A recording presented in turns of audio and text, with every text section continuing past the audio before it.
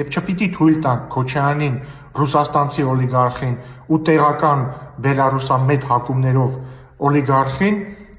որոշել մեր երկրի ճակատագիրը։ Ծոցորակները կտեսնեք, Գյումրի 2 օպերացիա չեք տեսնի։ Կարող եք հիմիկվանից պարոն Թևանյանի հետ դեպի Դոնբաս տուրիստական տոմսեր գտնել։ Նախ ինչ վերաբերում է տոմսերին, ապա կարծում եմ, որ ոմանք պետք է շահագրգռված լինեն կամ երևի արդեն իսկ լուծել են իրենց հարցերը դեպի Անկարա կամ Բաքու մեկնելու առումով, կարծում եմ բացահայտ։ Իշխանությունը շարունակում է զգուշացնել թույլ չի տալու քաղաքական նոյան տապան կառուցող Գագիկ Ծառուկյանի, միլիարդատեր գործարար Սամվել Կարապետյանի եւ երկրորդ նախագահ Ռոբերտ Քոչարյանի առաջնորդած ուժերին ընտրություններից հետո միավորվելով իշխանություն վերցնել, ինչպես որ տեղի ունեցավ Գյումրիում անցած տարի։ Իշխանական շրջանակներում կրքերը ել ավելի բորբոքվեցին, երբ ընտրություններին Գագիկ Ծառուկյանի հետ մասնակցելու մասին հայտարարած Մայր Հայաստան կուսակցության առաջնորդը հանրայինի եթերում պնդեց Գյումրի 2-ն անելու։ Հայաստանի օլիգարխիկ եւ հակաանկախական ընդդիմությունը փորձում է ամբողջ հանրապետությունում Գյումրի 2 օպերացիան։ Հայտնի դոնբասական Անդրանիկ Թևանյանը միավորվել է Գագիկ Ծառուկյանի հետ, որպեսզի ձևավորի այդ հակաանկախական ընդդիմադիր բլոկներից առաջինը։ Իրենց վարչակից արդեն հուշում է ինչ են անհանգստացել, որովհետեւ իրենք շատ լավ հասկանում են, որ էլեկտորալ առումով պարտվելու են։ Հիմա եթե գնալու են ընտրակեղծիքների եւ այդ ճանապարհով թույլ չեն տալու, դա նշանակում է, որ իրենք հասարակական խրձրություններ, բախումներ են ուզում հրահրել։ Իշխանությունից հնչող զգուշացումներին ի պատասխան Մայր Հայաստանի ղեկավար Անդրանիկ Թևանյանը հիշեցնում է, ընտրություններից հետո միավորվելու եւ իշխանությունը փոխելու մեջ որևէ հանցակազմ չկա։ Ընդդիմադիրները նաեւ հիշեցնում են, նույն մեխանիզմով Երևանի քաղաքապետ ընտրվեց ՔՊ թեկնածու Տիգրան Ավինյանը, երբ նրան միացավ Արամ Սարգսյանի Հանրապետություն կուսակցությունը։ Հաստատի իշխանությունը ընդդիմությանը մեղադրում է ընտրությունների միջոցով ժողովրդի քվեով իշխանության գալու նպատակ ունենալու համար։ Խորհրդարանական ընտրություններին ԲՀԿ առաջնորդի հետ մասնակցող Մայր Հայաստանի ղեկավարը բացում է փակագծերը։ Հունիսի 7-ի խորհրդարանական ընտրություններից հետո ամենաշատ ձայներ ստացած ընդդիմադիր ուժերը կմիավորվեն եւ կոալիցիա կկազմեն։ Մոտ 1 տարի առաջ Գյումրիում ընդդիմադիր ուժերը ընդամենը միավորվեցին, որ քաղաքապետ դառնա Կոմկուսի թեկնածու ընդդիմադիր Վարդան Ղուկասյանը, սակայն քաղաքային իշխանության մաս չդարձան։ Ինչ վերաբերում է Գյումրի 2-ին, դա շատ պատկերավոր ձևակերպում է, դա հետեւյալն է, որ եթե ընդդիմադիր ուժերից որևէ մեկին չհաջողվի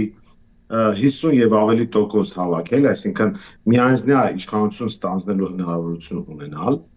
ապա տեղի կունենա ուժերի միավորում, որը աշխարհում կոչվում է կոալիցիա եւ խորհրդարանական կառավարումն էլ հենց ենթադրում է այդ կոալիցիան։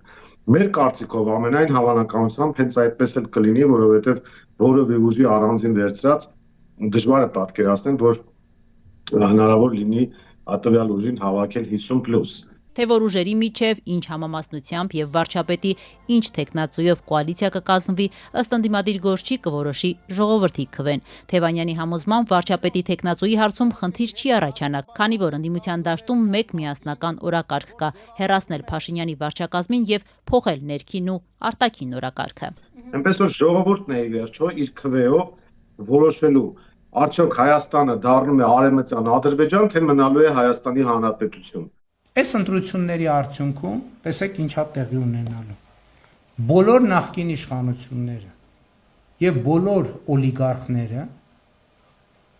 վերջնականապես եւ անվերադարձ դուրս են շպրտվելու քաղաքական դաշտից։ Փաշինյանն իհարկե չմանրամասնեց, թե դա ինչպես է անելու։ Նրա այս հայտարարությունից հետո ԿՊ-ականները սկսեցին թիրախավորել Սամվել Կարապետյանին, նրան ներկայացնելով որպես ռուսաստանցի օլիգարխ եւ Գագիկ Ծառուկյանին, վերջինիս էլ որակելով տեղական օլիգարխ։ Օլիգարխ է արդյոք այժմ Գագիկ Ծառուկյանը։ Ըստ ուղղաբանության օլիգարխը քաղաքական համակարգում գործող մեծահարուստ անձն է, ով մեծ ազդեցություն ունի քաղաքական որոշումների ընդունման վրա։ Եթե քաղաքագիտական ձևակերպումներ տանք օլիգարխային, ապա անգրագիտություն է Սամվել Կարապետյանին, Գագիկ Ծառուկյանին եւ մյուսներին, ովքեր իշխանության մեջ չեն եւ իշխանական որոշումներ չեն կայացնում, օլիգարխ անվանելը։ Մայր Հայաստանի առաջնորդն ասում է, եթե հանրային ընկալումով դատեն, այսինքն եթե մարդը փող ունի, ուրեմն օլիգարխ է, ապա ըստ Թևանյանի օլիգարխներ են Փաշինյանի երկու թիմակիցները՝ մեծահարուստ ԿՊ-ական падգամավոր Խաչատուր Սուքիասյանն ու մեծահարուստ գործարար այժմ Ռուսաստանում Հայաստանի դեսպան Գուրգեն Արսենյանը։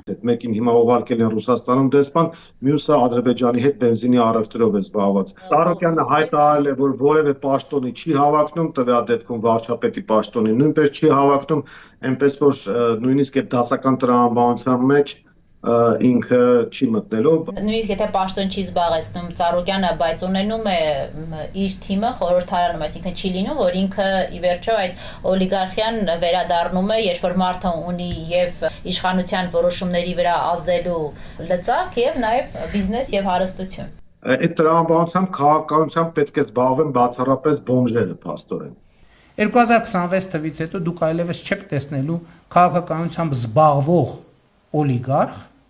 չեք տեսնելու։ Չնայած Փաշինյանը խոստանում է 2026-ի ընտրություններից հետո լուծել քաղաքականությամբ զբաղվող օլիգարխների հարցը, սակայն 8 տարի առաջ 2018-ի հոկտեմբերին հենց Գագիկ Ծառուկյանի ներկայությամբ Փաշինյանը հայտարարում էր Հայաստանում այլևս օլիգարխներ չկան։ ԲՀԿ առաջնորդն այն ժամանակ վարչապետի համար ընդամենը խոշոր սեփականատեր էր։ Պարոն Ծառուկյանը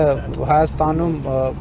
խոշոր սեփականատեր է, դա ոչ մեկի համար գաղտնիք չէ։ Պարոն Ծառուկյան օլիգարխ չէ, այսքան։ Հայաստանում օլիգարխներ չկան։ Իդեպ հեղափոխությունից հետո հենց 2018-ի հոկտեմբերին Փաշինյանը Ծառուկյանի հետ հուշագիր ստորագրեց արտահերթ ընտրություններ անցկացնելու վերաբերյալ։